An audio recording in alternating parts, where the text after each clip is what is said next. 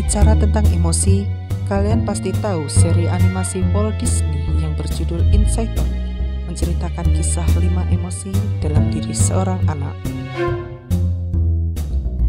Semua orang pasti memiliki emosi, di mana emosi tersebut akan selalu muncul di setiap saat.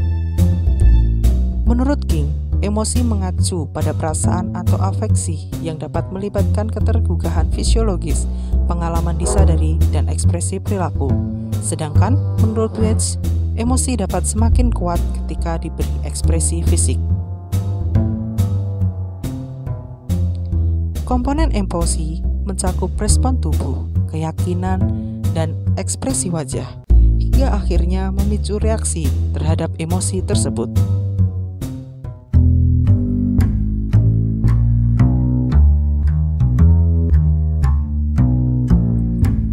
Menurut William James dan Carl Lenz, emosi adalah hasil dari keadaan fisiologis yang dipicu oleh rangsangan lingkungan. Menurut Walter Cannon dan Philip Barth, antara emosi yang dirasakan dan reaksi tubuh dalam emosi tidak berkaitan satu sama lain. Keduanya dibangun secara bergantian. Sedangkan dalam teori kognitif emosi yang didukung oleh Magda Arnold, Albert Ellis, dan Les Carter, Jeremy Singer, emosi merupakan interpretasi kognitif dari rangsangan emosional. Emosi dapat diklasifikasikan menjadi 2, yaitu afeksi positif dan afeksi negatif. Tentu kita sudah mengenal banyak sekali bentuk emosi. Salah satunya seperti emosi marah, sedih, kecewa, takut, atau mungkin kalian juga tahu emoticon yang ada di WhatsApp. Kita dapat meningkatkan perkembangan emosi dengan mengenali dan mengelola emosi, mengembangkan empati, belajar menyelesaikan konflik secara konstruktif, mengembangkan semangat kerjasama. Emosi sangat berperan penting, terutama dalam kesehatan, ingatan, serta pembentukan identitas seorang individu. Sekarang, kita beralih pada konsep diri. Secara umum, konsep diri merupakan cara pandang dan sikap seseorang terhadap dirinya sendiri yang didapat dari hasil interaksi dengan lingkungan sekitar. Faktor yang mempengaruhi konsep diri adalah keberadaan orang di sekitar kita, keberhasilan suatu pencapaian, reaksi dari orang lain, keadaan fisik kita, serta permasalahan dengan tingkatan tertentu yang kita hadapi.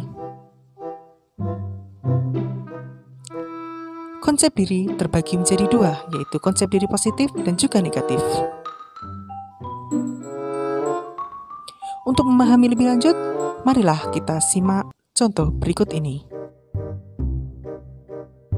Johnny terlahir dalam keadaan prematur, sehingga ibunya tidak bisa memberikan ASI eksklusif kepadanya. Seiring berjalannya waktu, Johnny tumbuh menjadi anak-anak, namun badannya kecil dan ringkih. Pertumbuhannya agak terhambat. Teman-teman Johnny juga sering menjauhinya karena dia berbeda dan sering sakit apabila diajak main oleh teman-temannya. Johnny pun merasa sedih. Karena itu semua, Johnny mulai tidak percaya diri dan membenci dirinya sendiri. Lalu, suatu hari, ayah Johnny memberi semangat kepadanya.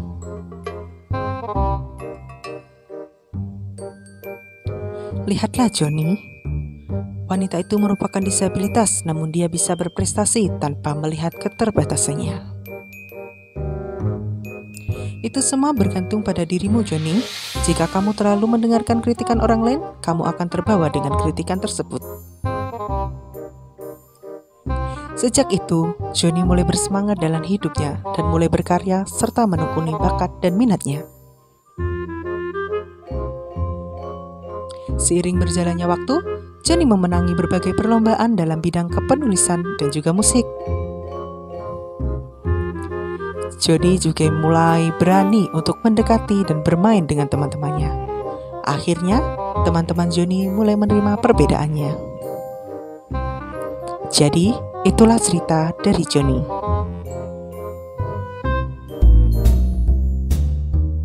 Semula ia mempunyai konsep diri negatif pada dirinya sendiri, namun setelah itu ia merubah dari konsep diri negatif ke konsep diri positif. Jadi bagaimana dengan dirimu? Apakah sudah mempunyai konsep diri positif?